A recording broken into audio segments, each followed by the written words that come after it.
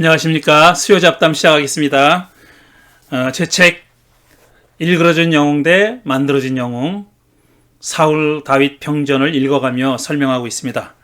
오늘은 제 4부 다윗 영웅의 탄생과 몰락, 그 중에서 제 3장 집안에서 물이 새기 시작했다, 이 세 번째 소단락을 읽으며 설명하겠습니다. 이 세 번째 소단락은 매우 짧습니다. 그래서 그 다음 장으로 계속 이어지겠습니다. 그 다음 장은 집안에서 물이 더 많이 새기 시작했다. 제목에서 짐작하시듯이 지금 다윗의 사울에 이어서 왕좌에 올라서 이스라엘과 유다를 사실상 통일하고 왕국의 기틀을 잡아나간 이야기를 지난번에 했습니다. 그러다가 이제 나라가 안정되고 얼마 되지 않아서 제 표현대로는 물이 새기 시작했다 라는 겁니다. 그러니까 삐걱거리기 시작한 거죠. 그러니까 기틀을 잡아놓은 어떤 시스템이 허물어지기 시작했다는 얘기인데, 그 허물어지기 시작한 어떤 단초가 되는 사건이 바로 우리아의 아내 밧세바와 불륜을 저지른 일입니다. 즉 오늘 이 세 번째 소단락도 그와 관련된 이야기인데요. 지난 두 번에 걸쳐서 이 이야기를 그러니까 다윗과 밧세바의 불륜 이야기를 자세히 설명했고요. 오늘은 이제 짧게 마무리를 하고 그 다음 이야기로 넘어가겠습니다. 자, 시작하겠습니다. 다윗과 밧세바 이야기는 수많은 예술 작품으로 재현됐습니다.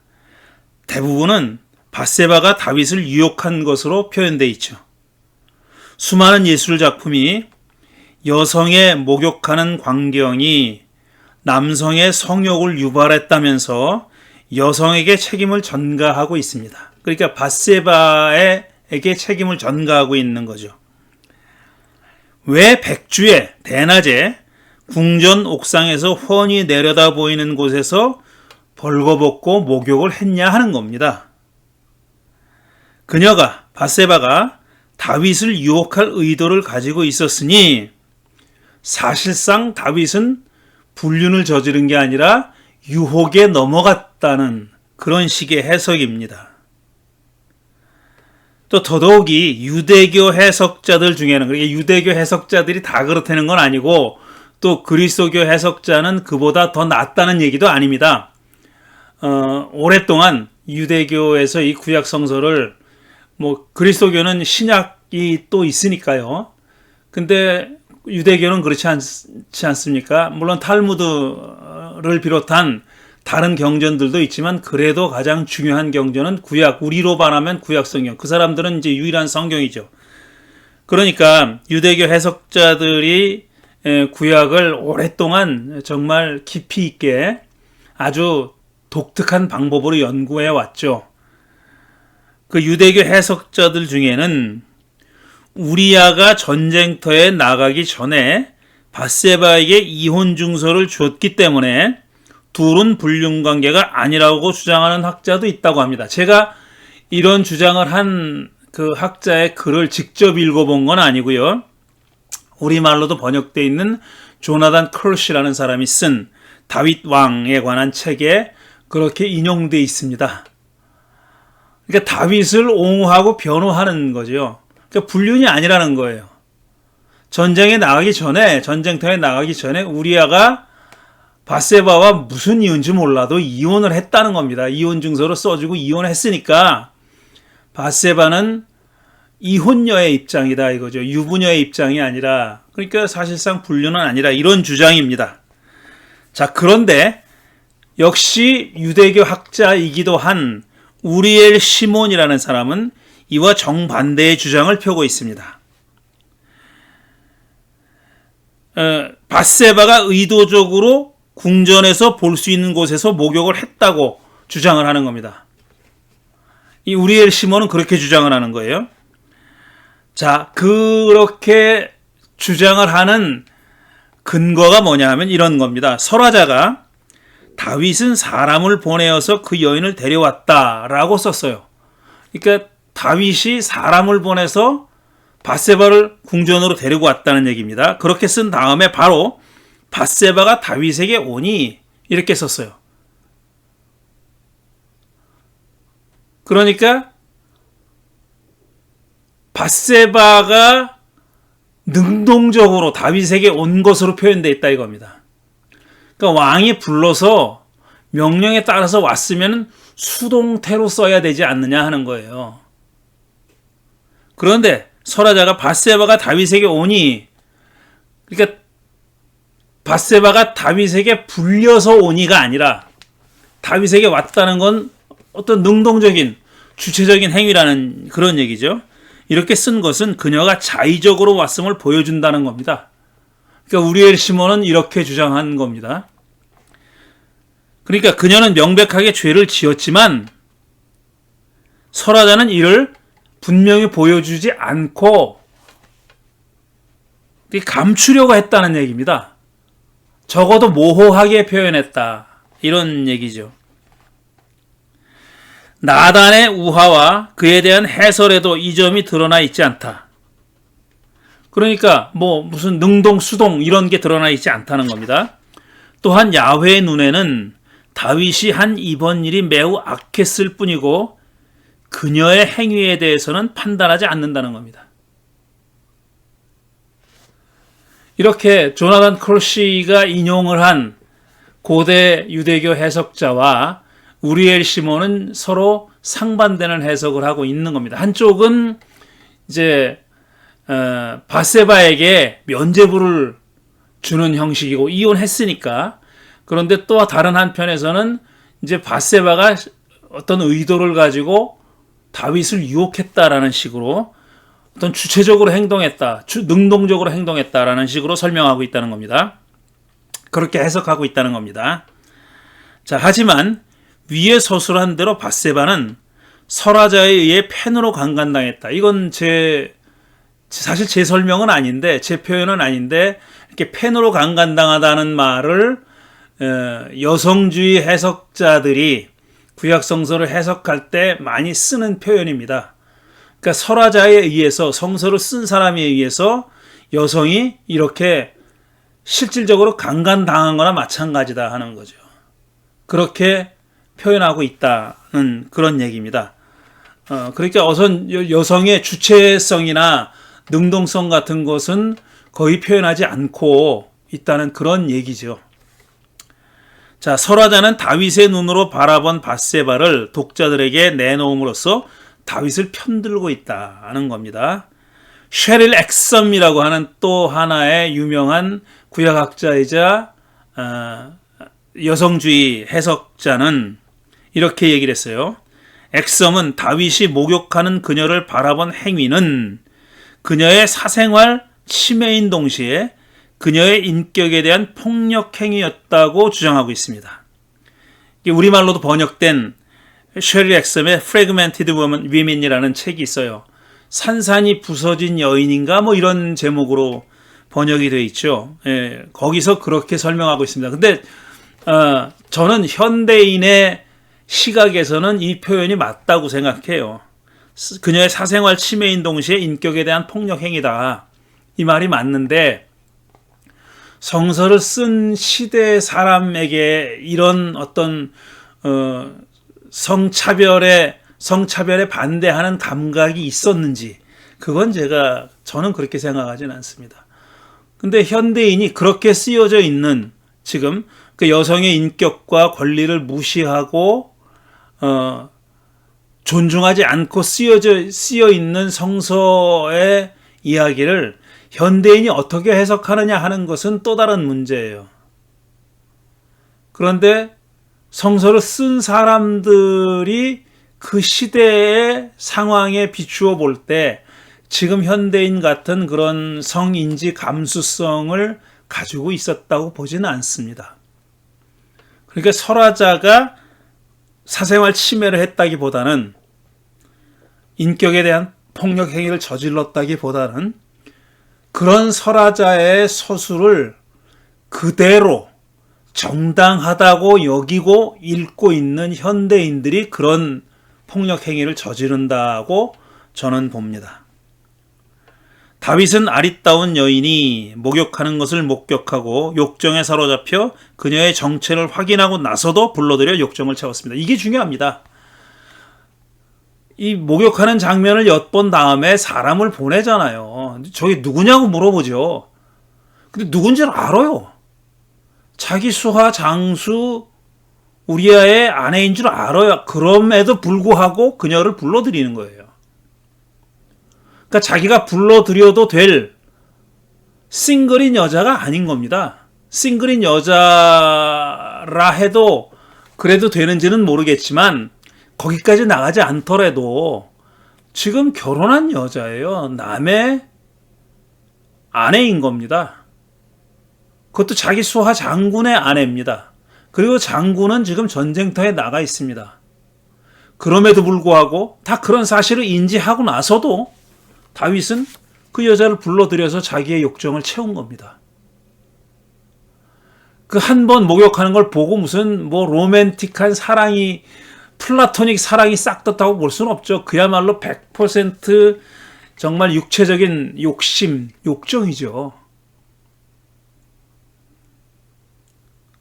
그게 분명한 겁니다. 그러니까 그 순간에는 그러니까 밧세바를 불러들여서 욕정을 채운 그 순간에는 암몬과의 전투도 예루살렘의 정치적 역학관계도 영원한 왕조의 약속도 자기 수하 장수가 지금 전쟁을 벌이고 있다는 사실도 다 눈에 들어오지 않았던 겁니다. 그런데 돌이켜보면 다윗은 이런 사람이 아니었습니다. 물론 그에게 진정성이 의심되는 경우도 없지 않았습니다. 하지만 그는 틀림없이 야훼주의자였고 야훼 하나님을 믿고 따르고 섬기는 야훼주의자였고 나아갈 때와 들어갈 때를 잘 분별해서 적절하게 행동할 줄 아는 그런 사람이었습니다. 그 두드러진 예가 사울을 죽일 기회가 여러 번 있었지만 실행하지 않았잖아요.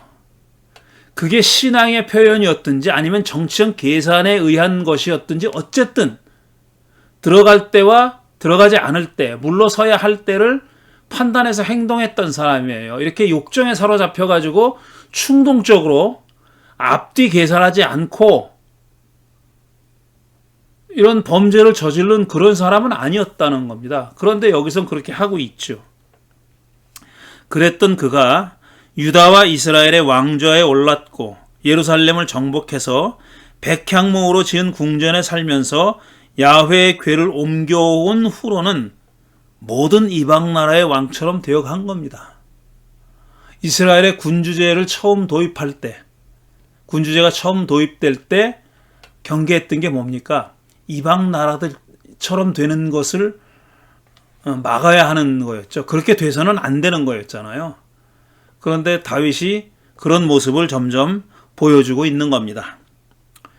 제 표현대로 물이 점점 새고 있는 겁니다. 그런데 물이 다윗과 무관하게 어떤 다른 데서 샌 게 아니라 다윗의 집안에서 벌어지는 일들이에요, 이게. 그러니까 왕국의 기조를 흔든 어떤 기본을 흔든 어떤 외부 세력이 있었던 것도 아니고 이스라엘이라는 왕국 안에 어떤 다른 세력이 그런 물을 새게 만든 것도 아니고 바로 그 왕좌를 차지하고 있었던 왕권을 누리고 있었던 바로 그 집안 안에서 물이 새기 시작했고 허물어지기 시작한 겁니다. 본래 신실하고 경건한 사람이었는데 상황이 변해서 권위주의자가 된 건지 아니면 본래 권위주의 성향이 강했는데 권좌에 오르기까지는 그걸 감춰뒀다가 나중에 발현됐는지 여부를 따지는 것은 별로 의미가 없고 알 수도 없습니다. 우리가 어떤 근거를 가지고 얘기하기는 어려운 얘기인데 지금 우리 앞에 있는 다윗이 누군지 하는 게 중요한 거죠. 설화자가 그리고 있는 다윗은 이렇게 변한 겁니다. 다른 사람이 돼버린 거죠. 우리 앞에 있는 다윗은 수하 장군의 아내쯤은 마음대로 데려와서 욕정의 대상으로 만들어도 된다고 여기는 권력자. 최소한의 어떤 정당화 과정이나 어떤 정당화의 근거를 만들려고 하는 노력도 기울이지 않는 그런 절대 군주의 모습이, 그런 모습이 밧세바를 취하는 과정에서, 그리고 자기의 알리바이를 만들기 위해서 자기 장수 우리아를 전쟁터에서 죽이는, 살해하는 그런 과정에서 잘 드러나 있는 거죠. 그를 다급하게 만든 것은 밧세바의 임신 소식이었습니다. 다윗이 어떤 식으로든지 밧세바를 자기 아내로 만들 생각이 있었는지 없었는지는 모르겠어요. 그냥 원나잇 스탠드로 끝날 생각이었는지 아니면 밧세바를 정말 자기 아내로 들일 생각이었는지 어쩌는지 몰라요. 그런데 후자의 길을 택할 수밖에 없었던 이유는 뭐냐면은 전자의 가능성이 없어져 버린 것은 밧세바가 임신을 했기 때문입니다. 그래서 알리바이를 만들 필요가 있었고 그랬기 때문이에요. 새 생명의 탄생이 그를 살인으로 이끌었던 것은 얼마나 아이러니입니까? 새 생명의 탄생이 그를 그로 하여금 우리아를 죽이게 만들었어요. 잠시 잃어버렸던 그의 지혜, 비꼬는 지혜입니다. 지혜가 돌아온 것도 이때였습니다. 머리를 굴린 거죠. 잔머리를 굴린 거예요. 그는 간사함과 어리석음이 뒤섞여 있는 계략으로, 이거 제 표현인데 자기 딴에는 머리를 써서 한 거죠. 우리아를 전쟁이 가장 전투가 심한 곳에 내보내서 죽여라 라고 요압에게 편지를 써서 보냈잖아요. 이거는 굉장히 자기 딴에는 지혜로운 묘수라고 생각했겠지만 한꺼풀만 이렇게 들춰보면 얼마나 어리석은 일입니까? 그건 요압에게 일단 약점이 잡히는 일이잖아요. 요압에게 약점이 잡히는 일이잖아요. 이게 간사함과 어리석음이 뒤섞여 있는 계략으로 우리아를 죽여서 알리바이를 확보합니다. 전령을 통해 요압에게 전한 메시지를 보면 그는 자기의 행동에 대해 조금의 후회도 하지 않았습니다. 제가 지난번에 읽어드렸잖아요. 전쟁에 나가면은 이럴 수도 있고 저럴 수도 있어. 그러니까 너무 마음 쓰지 마. 이렇게 얘기했잖아. 죽이는 수도 있고 죽는 수도 있는 거 아니냐. 야, 이거 얼마나 정말, 이게 뭐라고 적당한 표현할 말이 없네요. 진실한 신학자였던 월터 브리그만은 그를 신학자라고 생각하죠. 무자비한 살인자로 변한 거죠. 하지만 그의 변화는 돌변한 것이 아닙니다. 어느 날 갑자기 신실하던 사람이 사악한 인간이 된 건 아니에요. 상황이 변하면서 그의 지위에 변화가 생기면서 비유하자면 가랑비에 옷이 젖듯이 그는 서서히 변해간 겁니다. 서서히 변해간 거예요. 제가 요 근래에 글쎄 아주 재미있게 본 건 아닌데 넷플릭스에서 돌풍이라고 하는 한국 드라마, 정치 드라마를 봤는데 거기 보면은 거기 주인공들이 다, 그러니까 왕년에 80년대에 다 운동권이에요. 그냥 보통 운동권이 아니라 전대협 의장, 무슨 부장 이랬던 사람들이에요. 근데 그 사람들이 3, 40년 지나서 어떻게 변해 있는지 하는 것을 보여주는데, 물론 거기 등장하는 인물 중에 여전히 그런 그 의지를 지킨, 그 뜻을 지키는 사람도 없지 않아 있습니다. 그러나 정말 중요한 지위에 오른 사람들은 완전히 변절한 모습을 보여줘요. 근데 그것도 가만 보면은 어느 날 갑자기 돌변하고 전향하고 사람이 변한 건 아닙니다. 조금씩 자기를 허물어가는 과정이 있었던 거죠. 조금씩 그러니까 허락하는 거예요. 허용하는 거예요. 어떤 원칙을 지키지 않고 자기 삶의 어떤 그 목적과 대의를 이념이라고 불러도 좋고 뭐라고 불러도 좋아요. 신조라고 불러도 좋고 가치라고 불러도 좋은데 그게 허물어지는 것은 순식간에 일어나는 일은 결코 아닙니다. 아주 조금씩 자기 자신을 허물어가는 거죠. 다윗도 그랬을 거라는 얘기입니다. 그는 자기가 저지른 죄악의 부정적 영향을 최소화하는 데는 성공했어요. 결국은 이 우리아를 죽이고 그 이후에 벌어진 일들, 그러니까 그때 불륜의 결과로 잉태한 아이가 죽고 뭐 이런 그를 위해서 애곡하고 살려달라고 빌고 이랬던 과정들 있잖아요. 그 과정들을 그야말로 지혜롭게 치름으로써 자기가 저지른 죄악의 결과를 최소화하는 데는 성공했어요. 그게 어떤 개인적인 그 불륜과 죄라기보다는 권력의 다툼이다. 권력의 어떤 대립이다. 이런 말씀을 지난주에 드렸지 않습니까? 그런 점에서 부정적인 영향을 최소화하는 데는 성공했습니다. 이 작업의 주도권은 나단이 쥐고 있었지만 가장 크게 덕본 사람은 다윗이죠. 물론 다윗이죠. 밧세바도 덕을 봤고요. 왕비가 됐으니까요. 글쎄 밧세바가 속으로는 어땠는지 모르겠지만요. 그 얘기는 나중에 또 이 밧세바가 등장하는 이야기가 또 한 번 더 나옵니다. 나단의 예언대로 그의 집안에 칼부림이 이어졌지만 그는 천수를 누리고 살다가 죽습니다. 하지만 그것이 그에게 다행이나 축복이었을까 과연? 천수를 누리고 살다가 솔로몬에게 왕위를 물려주고 죽은 게 과연 그게 축복이고 다행이라고 부를 수 있을까? 그가 겪을 가족 간의 강간과 살인 사건은 그때 자기를 벌해달라고 기도하는 게 나았다고 생각하지 않았을까? 차라리 그때 벌을 받는 게 낫지 않았을까? 자기 아들이 죽는 대신 자기가 벌을 받는 것이 낫지 않았을까? 하는 생각도 해보는 겁니다. 그는 자식이 둘이나 먼저 죽는 경험을 해야 했으니까 말입니다.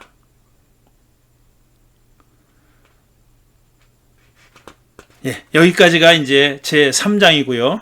4장 계속해서 진행하겠습니다. 조금만 읽고 첫 번째 소단락을 다 읽지는 못할 것 같습니다. 하지만 조금만 더 읽어보겠습니다. 4장 집안에서 물이 더 많이 새기 시작하다라는 제목을 붙였습니다. 이거는 이제 압살롬 얘기입니다. 압살롬은 자기 아버지에게 쿠데타를 저지른 그런 아들입니다. 근데 압살롬이 그렇게 된 데는 다 그 이전의 스토리가 있습니다. 그 이전의 스토리를 먼저 살펴보겠습니다. 자, 이야기는 다윗 군대가 암몬의 수도 라빠를 점령한 후에 벌어진 일로 이어집니다. 압살롬과 그의 아리따운 누이 다말이 소개됩니다. 이거 13장이죠. 그러니까 사무엘하 13장인데 압살롬과 그의 아리따운 누이 다말이 등장합니다. 압살롬은 사무엘하 3장 3절에서 다윗의 아들들을 소개할 때 이름이 언급된 뒤에 여기 처음 등장하는 겁니다. 10장 후에, 10장 후에 다시 등장하는 거죠. 구약성서에 여러 명의 동명이인인 다말이라는 이름은 타마르, 지금도 유대인의 여자가 타마르라는 이름을 가진 사람이 상당히 많아요. 근데 성서에서도 다말이 여러 명 나옵니다. 여러 명의 동명인이 있는 다말은 여기 첫 등장합니다. 그리고 또 등장인물이 하나 있는데 이게 암논이라는 다윗의 또 다른 아들입니다. 장자입니다. 이자가. 큰아들이에요. 다윗의 장손인 그는 이스라엘 출신 아히노암과 사이에 태어난 아들입니다. 압살롬과 다말은 그술의 공주 마아가가 낳은 남매입니다. 그러니까 다윗이 밧세바 말고도 그 이전에 아내가 여러 명 있습니다. 그 중에 암논과 압살롬은 어머니가 다른 거예요.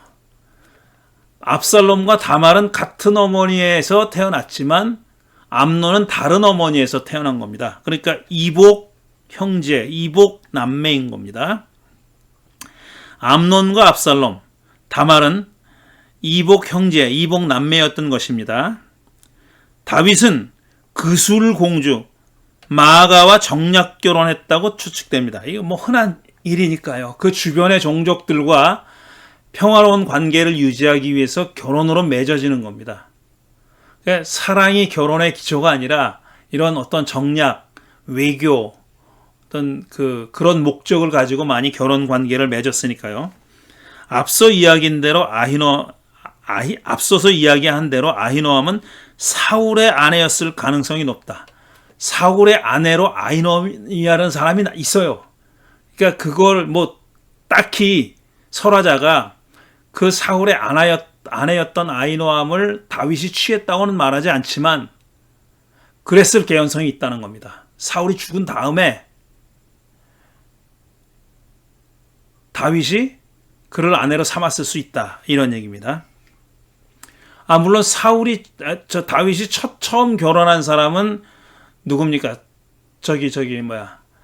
사울의 딸이잖아요. 근데 그 사이에서는 아이가 없지 않습니까? 근데 아히노암 사이에서 아들을 낳았다는 거예요. 그게 암논입니다. 암논이 다말을 사랑한 데서 사건이 벌어졌습니다. 그러니까 자기 이복 여동생을 이복 오빠가 사랑했다는 겁니다. 사랑했다고 표현돼 있어요. 다말이 일반인이라면 암논이 어떻게 해보겠지만, 그러니까 자기 집안 사람, 왕실 사람이 아니라면 어떻게 해보겠죠. 사랑의 대상이 이복 동생이고 게다가 처녀였으니 어떻게 해보지 못하고 그만 상사병에 걸리고 말았던 거예요. 자기 이복 여동생을 보고 상사병에 걸렸다는 겁니다. 상사병이 걸렸다는 말은 안 나와요. 그냥 사랑했다. 그 사랑해요. 알았어요. 병이 걸렸어요. 그게 상사병이지 뭐. 상사병이라는 표현은 안 나오지만. 자, 여기서 그의 친구, 실제로는 사촌인데 요나답이라는 자가 등장합니다. 요나답이라는 자가 등장해요. 요나단이 아니라 요나답입니다. 나날이 수척해지는 암논을 본 그는 그게 다말에 대한 사랑 때문임을 알고 암논의 고민을 해결해 주게 됩니다. 꼭 이런 친구가 하나 나와요. 꼭 이런 친구가 하나 있습니다. 여긴 사촌인데 얘가 이상하네. 왜 이렇게 자꾸 수척해지지? 알고 보니까 짝사랑을 해서 그렇더라. 근데 짝사랑의 상대가 하필이면 이복 동생인 겁니다. 설화자는 이 대목에서 요나답이 아주 교활한 인물이라고 설명함으로써 장차 벌어질 일의 어두운 그림자를 암시하고 있죠. 이놈이 내는 꾀가 좋은 꾀일 수는 없겠구나. 물론 이복 여동생을 취하는데 좋은 꾀라는 게 있을 수가 없지만 말이죠. 자, 요나답이 낸 소위 꾀라는 게 이겁니다. 암논이 잠든 채 하고 침대에 누워버리면 아버지 다윗이 문병을 올 터이니 그때 다말이 음식을 직접 가져다 줄 것을 청하라는 겁니다. 글쎄, 이 얘기를 듣고 다윗이 이상하게 생각하지 않았는지 심히 의심스럽습니다. 이복 여동생을 시켜서 알아 누워있는 이복 오빠한테 음식을 가지고 오라고 그렇게 명령해 달라고 아버지한테 부탁하라는 거 아니에요. 이거 눈치채지 않았으면 다윗이 또 얼마나 똑똑한 사람인데 글쎄요. 일이 그의 조언대로 성사되어 다말이 암논의 집에 와서 음식을 제공했는데 그는 먹을 생각은 하지 않고 왜? 음식 먹는 게 목적이 아니니까요. 사람들을 밖으로 내보낸 후 다말에게 빵을 침실로 가져와서 직접 먹여달라고 했다는 겁니다. 주위의 사람들을 물린 다음에 침실로 직접 불렀다는 거예요. 그녀는 속이 뻔히 들여다보이는 수작을 알아채지 못했는지 어땠는지 모르지만 그 명령을 거역할 수 없어서 그랬는지도 모르죠. 그대로 했고 암논이 그녀를 끌어안고 겁탈하려고 했다는 겁니다. 그런데 그녀는 가만히 당하고 있지만은 않았어요. 가만히 있지 않고 이렇게 말하면서 저항을 했다는 겁니다. 뭐라고 제가 길지만 인용하겠어요. 이 설화자가 길게 이걸 쓴 이유도 분명히 있습니다. 이렇게 구체적으로 자세하게 이렇게 하지 마십시오 오라버니. 이스라엘에는 이러한 법이 없습니다. 정당성이 누구에게 있습니까? 지금 다말에게 있는 거예요. 다말은 이스라엘에 이런 법은 없다. 이복 오빠가 이복 동생을 이렇게 겁탈하는 법은 없다는 겁니다. 제발 나에게 욕을 보이지 마십시오. 제발 이런 악한 일을 저지르지 말아 주십시오. 오라버니가 나에게 이렇게 하시면 내가 이런 수치를 당해서 어디로 갈 수 있겠습니까? 차에 갈 데가 없다는 거예요. 이게 알려지면은 알려지겠죠, 당연히. 알려지면 갈 데가 없다는 겁니다. 오라버니도 또한 이스라엘에서 아주 정신 빠진 사람들 가운데 하나와 똑같이 되고 말 것입니다. 당신도 버려져. 이 얘기예요.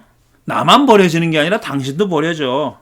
근데 사실 자기에 대한 얘기는 맞았지만, 다말의 말 중에 자기 자신에 대한 얘기는 맞았지만 암논에 대한 얘기는 맞지 않았어요. 이게 버젓이 드러나도 이 사람은, 암논은 버젓이 왕자 노릇하고 살았습니다. 그러니까 제발 이런 행동하지 말라고 호소하듯이 말한 거겠죠. 그러니 이제라도 제발 임금님께 말씀을 드려보십시오. 나를 오라버니에게 주기를 거절하지 않으실 겁니다. 저는 이 일련의 이 다말의 이야기를 읽으면서 다말이 참 이렇게 순진한가? 다말이 말이 다 맞아요. 그 말이 틀린 게 없어요. 그런데 세상이 이렇게만 돌아가냐고요, 어디. 제가 방금 말씀드렸듯이 암논도 수치로서 못 살 겁니다 그랬는데 그런 일 벌어지지 않았습니다. 그러니까 아버지한테 말하면 허락해 줄 겁니다. 글쎄 올시다. 그랬을까요, 과연? 나를 오라버니께 주기를 거절하지 않으실 겁니다. 그럼 둘이 맺어줄 겁니다. 그가 이 위기를 벗어나려고 이렇게 말한 건지 아니면 정말 그렇게 될 거라고 믿고 말한 건지는 알 수가 없어요. 하지만 그런 일은 벌어지지 않았습니다. 어쨌든 암논의 신세도 나빠지지 않았고, 어쨌든 겁탈을 당한 다음에도 자기 아버지가 다말을 암논에게 시집 보내지 않았어요. 그런 일은 벌어지지 않았어요. 근데 다말의 말만 가지고서는, 말만 보면은 그럴 수도 있었다는 얘기인데, 그럴 수 있었는지 없었는지는 모르겠지만 어쨌든 그런 일은 일어나지 않았습니다. 강간범은 피해자의 말을 듣지 않는다. 암논도 그녀의 말을 듣지 않고 그녀를 강간한 후 다말이 갑자기 미워져서 그녀를 자기 집에서 내쫓았다는 것. 겁탈을 하고 나서는 바로 미워졌다는 거예요. 그전엔 상사병이 걸릴 정도로 사랑했다고 하더니 이게 사랑이 아닌 거죠. 한마디로 얘기하면은. 한마디로 얘기하자면 그게 아니었던 거죠. 다말은 한 번 더 그에게 그렇게 하시면 안 됩니다. 또 호소를 해요.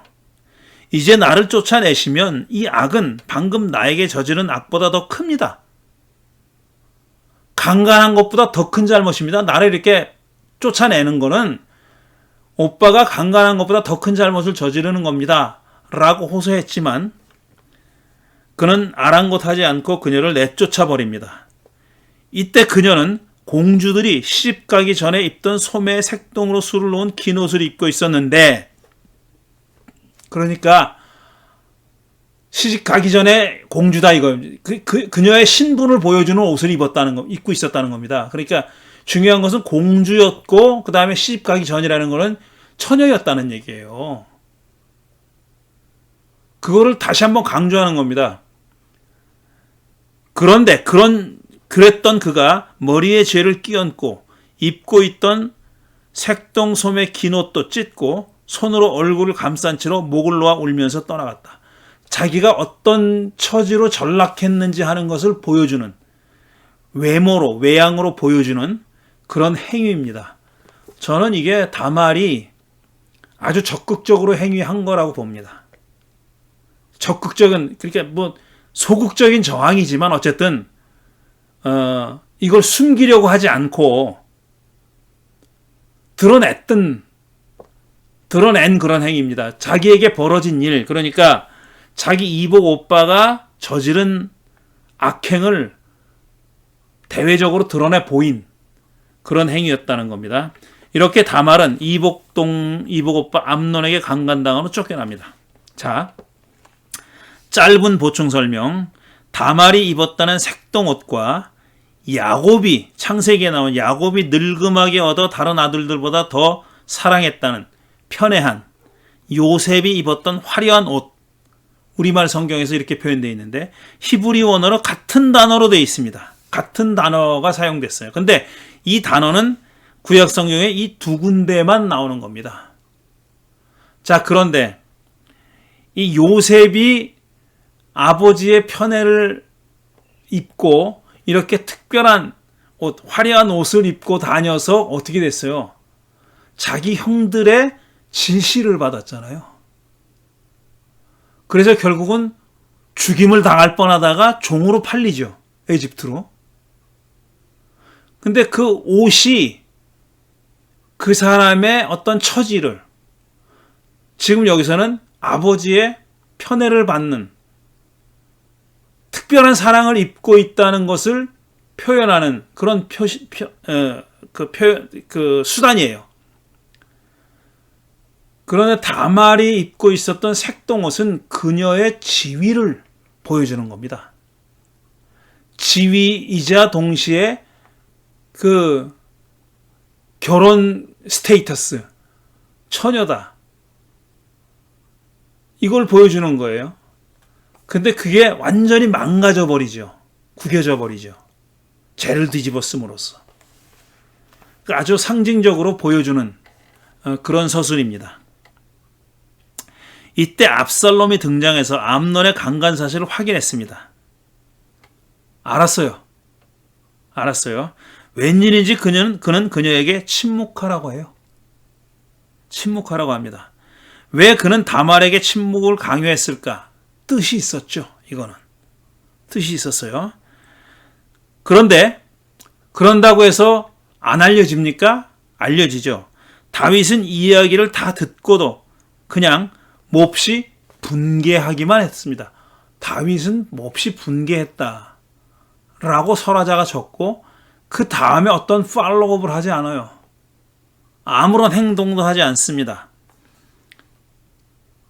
암논을 불러다가 야단도 치지 않아요. 그 다음에 다말을 불러가지고 위로하지도 않아요. 그냥 분개했다는 거예요. 화 한번 내고 끝냈다는 거예요. 그 어떤 행위도 하지 않습니다. 다윗이. 압살롬은 암논을 미워하여 아무 말도 하지 않았단다. 그러니까 자기 여동생에게도 함구 명령을 내리고 자기도 아무 말 안 한 거예요. 이런 사람이 무섭습니다. 다말은 속이 다 타서 없어지고 쟤만 남았겠습니다. 이거 자기 오빠도 아버지도 아무런 행동도 하지 않으니까 얼마나 속이 새까맣게 탔겠죠. 강간당한 다말은 처녀 공주들을 위한 왕실의 보호를 받을 수 없었으므로 갈 곳이라고는 압살롬의 집밖에 없었죠. 그래서 그는 자기 오빠인 압살롬의 집에 가서 처량하게 지냈다 라고 서술하고 있습니다. 자, 그리고 나서 2년의 세월이 흘러요. 2년의 세월은 사건을 잊어버릴 만한 시간이었겠지만 제3자들에게는 그런 시간이었다는 얘기입니다. 하지만 당사자는 그렇지 않았고요. 압살롬과 적어도 다말은 그렇지 않았어요. 압살롬에게는 그렇지 않았습니다. 그는 양털 깎는 축제에 다윗과 왕자들과 신하들을 초대했습니다. 이렇게 초대해가지고 양털을 깎을 때 잔치를 하는 그런 관습이 있었어요. 잔치를 열고 초대를 한 겁니다. 그는 암논을 죽일 생각을 하고 있었어요. 그 잔치 자리에 오면은 죽여버리려고 생각하고 있었어요.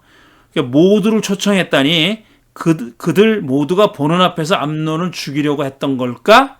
아니면 모두를 초청한 것은 그냥 암논을 죽이기 위해서 그냥 그 의도로 숨기기 위해서 초대한 걸까? 모르죠. 그거는.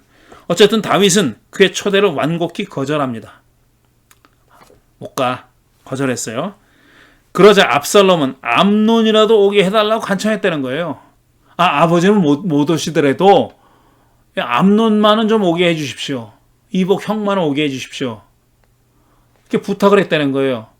그럼 다윗이 눈치채지 않았을까요? 그런 말은 없어요. 그리고 다윗은 왜 하필 암논인지 의심해보지 않았을까? 암논도 또 압살롬의 의도가 수상하다고 생각하지 않았어요. 이자는 그러니까 암논은 자기가 한 짓을 완전히 까맣게 잊어버리고 있었나? 그런 행동은 아무것도 아닌 그런 대수롭지 않은 행동이라고 생각했을까? 압살롬이 자기를 어떻게 보고 있을지 이를 갈고 있지는 않을까 이런 의심을 해본 적이 없을까? 다윗도 암논도 다 생각이 없는 사람 같아였고 다윗은 암논과 왕자들을 압살롬의 잔치에 보냅니다.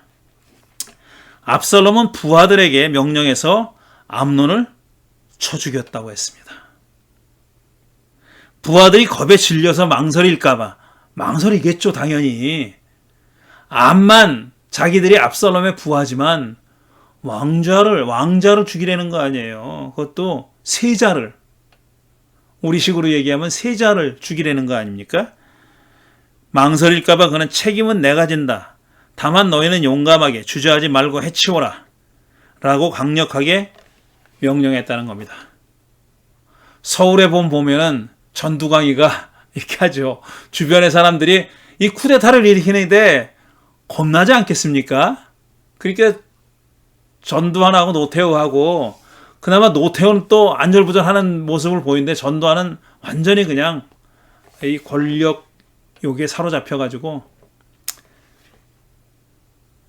이 압살롬 얘기가 바로 그 일을 떠올리는 거죠.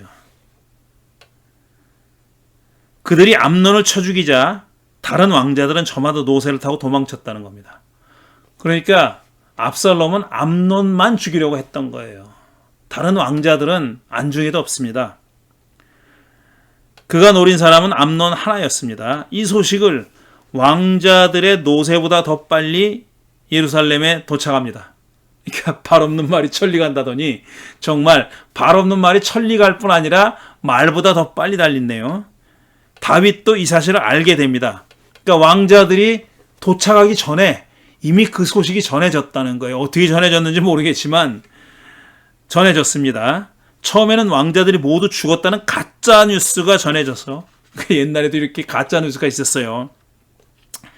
다윗은 옷을 찢고 땅바닥에 들어 누웠다고 했습니다. 자기 아들들 다 죽었는 줄 알고. 자기 아들들 죽는 비극을 많이 겪은 거예요. 다윗은. 이때 요나답이 나서요. 그러니까 요나답이 누굽니까? 암논에게 다말을 차지할 수 있는 소위 계략을 가르쳐준 바로 그자잖아요. 암논의 친구이자 사촌. 요나답이 나서서 암논에게 다말 유인책을 알려줬던 바로 그자가 나서서 그는 왕자들이 다 죽은 게 아니라 암논만 죽었다고 이는 그가 다말을 욕보인 데 대한 복수라고 말해줍니다. 안심시키려고 말해준 거예요. 자, 이 압살롬이 암논을 죽인 이유가 뭔지는 짐작할 수 있어요. 요나답이. 그런데 이 왕자들, 다른 왕자들은 안 죽었다는 걸 어떻게 알았을까? 그 자리에 있지도 않았는데 이 계획을 요나답이 알고 있었다는 거죠. 요나답이 누구예요? 암논에게 붙어서 다말을 차지할 수 있는 계략을, 그것도 뭐 계략이라 할 것도 없지만 계략을 알려준 자가 바로 이자잖아요. 근데 지금은 또 압살롬의 계획을 알고 있어요. 압살롬의 편에 붙어서 알게 된 건지 아니면은 머리가 조금 있는 사람이라면 압살롬이 지난 2년을 어떻게 살아왔는지, 무슨 꿍꿍이를 갖고 살아왔는지 짐작할 수 있지 않습니까? 그래서 짐작한 건지는 모르겠어요. 어쨌든 다 죽은 거 아닙니다. 라고 말해줍니다. 요나답이. 사건의 본질이 뭔지는 그가 알았다 해도, 그러니까 다말을 욕먹인 데 대한 복수다. 이건 알았다 해도 다른 왕자들이 무사하다는 걸 그가 어떻게 알았을까? 제가 지금 말씀드린 겁니다. 짐작한 게 아니라면 사전에 압살롬과 모의했던 게 아닐까? 전에 암논의 편에 있던 바로 요나답이 지금은 압살롬과 모의했던 게 아닐까 하는 겁니다.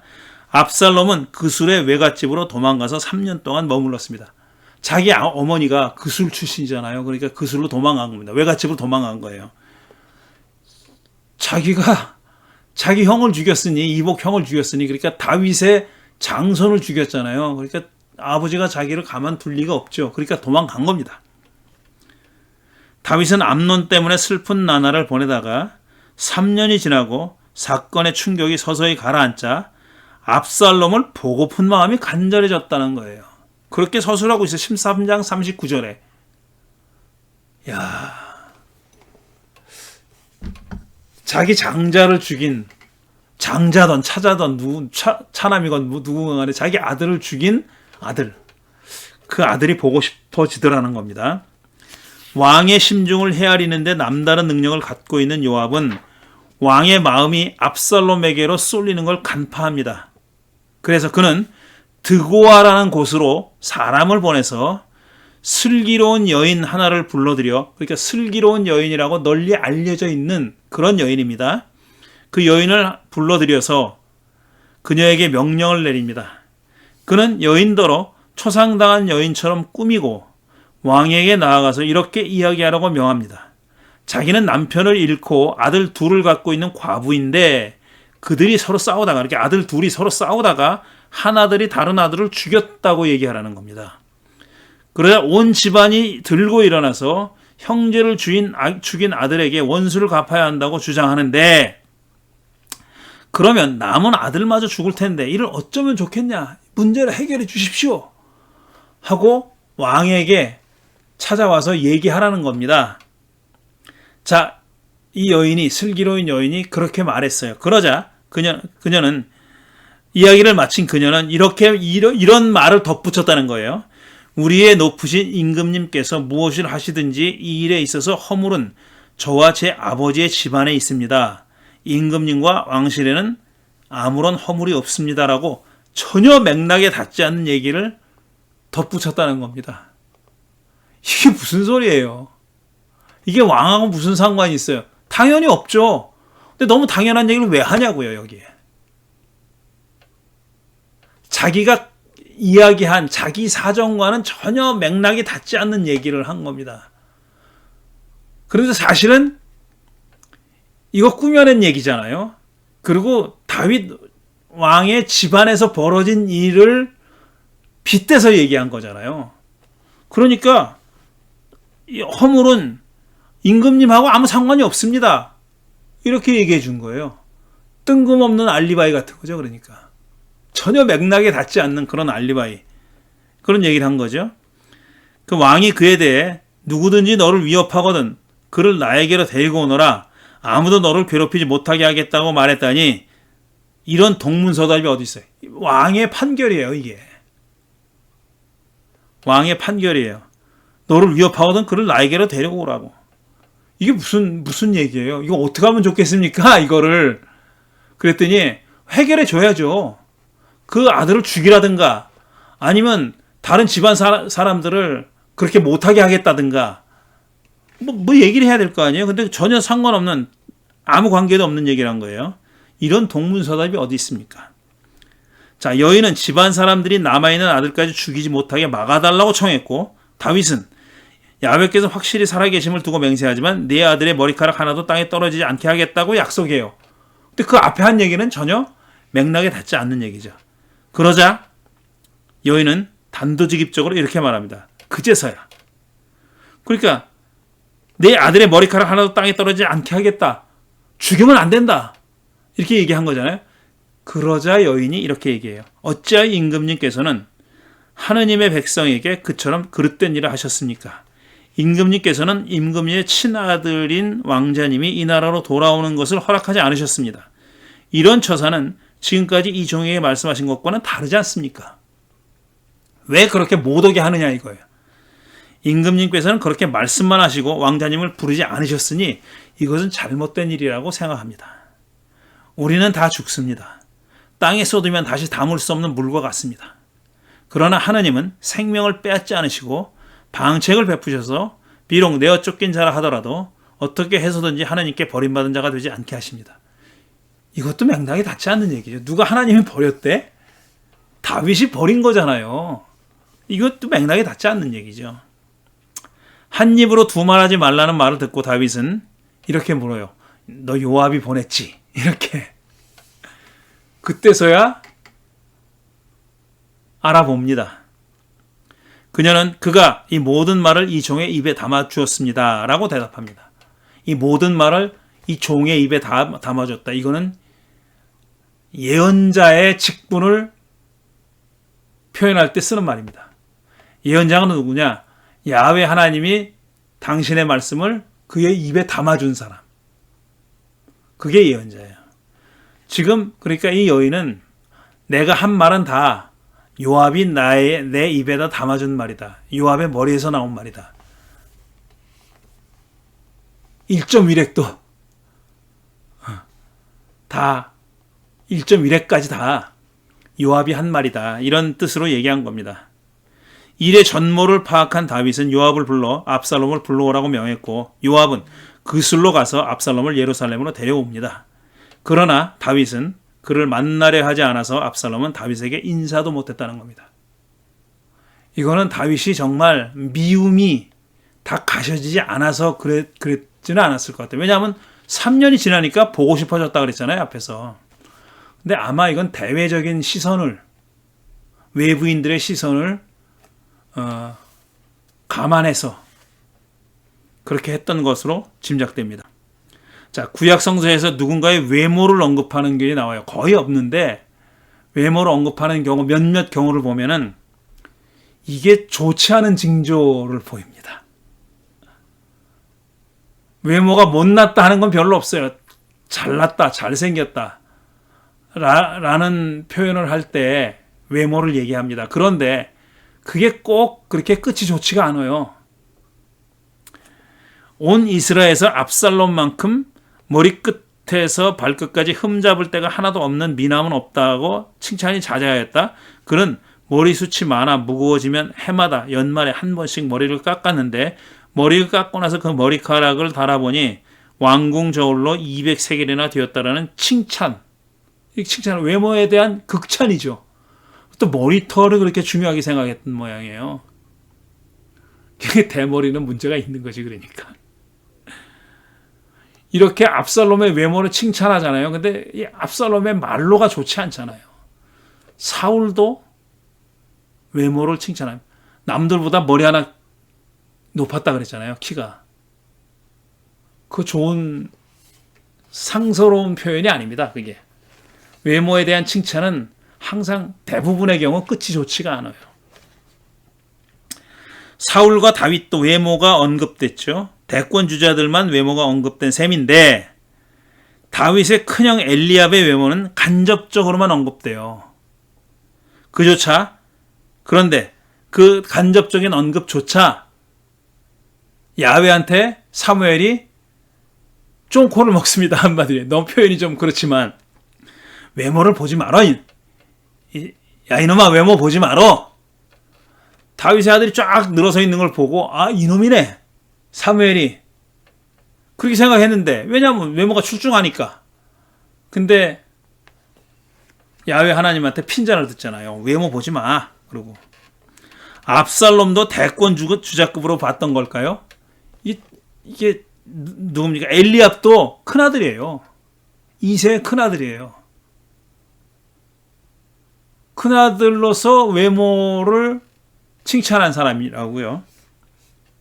근데 압살롬에 대한 이렇게 자세한 그런 미남이 없었다 하고 할 정도의 자세한 외모 칭찬은 그를 대권 주자급으로 올려놓는 그런 표현입니다. 말로는 좋지 않았지만요. 압살롬에게는 세 아들과 딸 하나가 있었는데 그 딸의 이름은 다말인데 생김새가 아주 예뻤다 그랬어요. 이 다말도 예뻤어요. 압살롬의 딸 다말도 자기 동생 다말처럼 예뻤다는 거예요. 물론 이 동생 다말은 예뻤다는 말은 안 나오고 암논이 그를 보고 사랑에 빠졌다고만 나오지만요. 딸 이름을 누이 동생과 똑같이 지은 데는 이유가 있었을까? 압살롬의 딸도 이모처럼 예쁘다고 하니 그녀는 이모의 아바타였을까? 그냥 해본 소리입니다. 중요한 얘기는 아니고요. 자, 마지막 패러그래프. 압살롬은 오랜 기다림 끝에 예루살렘으로 돌아왔지만 2년 동안 아버지의 얼굴도 못 봅니다. 그러니까 쫓겨나서 3년 있다가 겨우 돌아왔는데 또 2년 동안 아버지의 얼굴도 못 봤다는 거예요. 다윗이 그의 왕궁 출입을 금했기 때문이다. 압살롬은 자기의 귀환을 도운 요압에게, 이 또 압살롬이 그러니까 잔머리를 굴립니다. 요압이 어쨌든 와서 요압이 압살롬을 데리고 왔지 않습니까? 다윗의 명령을 받아서. 그런데 요압에게 2번이나 사람을 보냈어요. 하지만 답을 듣지 못했어요. 나 왕궁에 들어가게 해줘 했겠죠. 근데 요압이 답을 하지 않았다는 거예요. 그러니까 압살롬이 화가 났죠.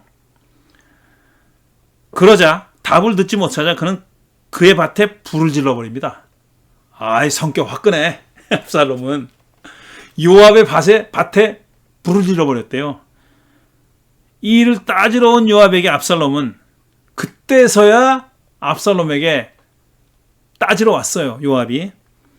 그때서야 압살롬은 이럴 거면 왜 자기를 불러들였느냐고, 이럴 바에는 차라리 그 술에 머무는 편이 나았겠다고, 임금 얼굴을 뵙고 자기 죄가 남아있다면 죽여달라고 하겠다고 목소리를 높여요.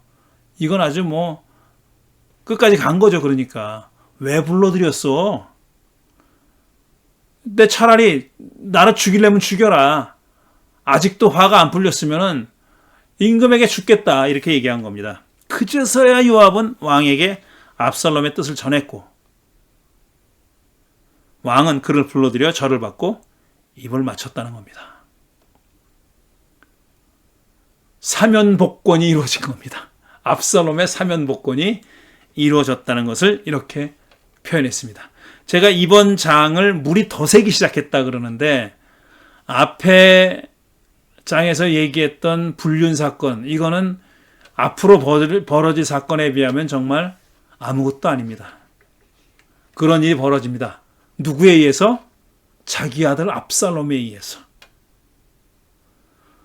그리고 나단이 다윗이 불륜의 죄를 고백했을 때 행했던 심판의 말, 아이가 죽을 거고 당신 집안에서는 칼부림이 끝나지 않을 것이다. 바로 그 예언대로 일이 벌어집니다. 자, 그 얘기는 다음 주에 계속하도록 하겠습니다. 자, 이제 거의 끝이 보입니다. 한두 챕터 남았는데요. 요거 끝나고 나면은 또 앞으로 어떻게 진행할까 계획에 대해서 말씀드리겠고, 그 다음에 제가 지난 2주 연속해서 광고를 드리는데, 대면 비대면을 동시에 진행하는 사도 바울에 관한 성서 공부, 8월 말이나 아니면 9월 초에 지금부터 준비해가지고 그때 시작할 겁니다. 매주 목요일 격주로 진행합니다. 구체적인 날짜 나중에 꼭 알려드리겠습니다.